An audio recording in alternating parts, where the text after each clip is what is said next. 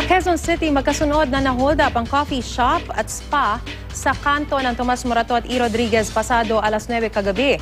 Natangay rin ang DVR ng mga CCTV ng coffee shop. Nakikilala sana sa suspect. May news to go si Athena Imperial.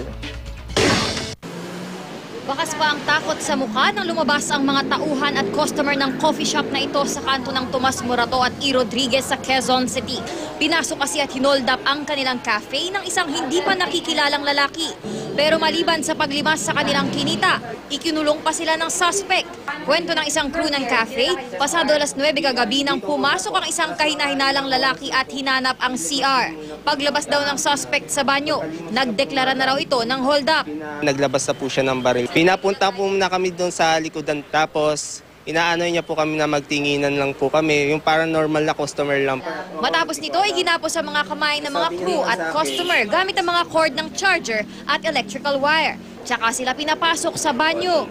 Yung ginapos niya po ako, hinampas niya ako ng baril po sa may bandang leeg po, tapos sinipa niya po ako. Hinarangan daw ng mga upuan ng pinto ng banyo para hindi makalabas ang mga biktima. Kahit tapos na niyang limasin ang kaha ng coffee shop.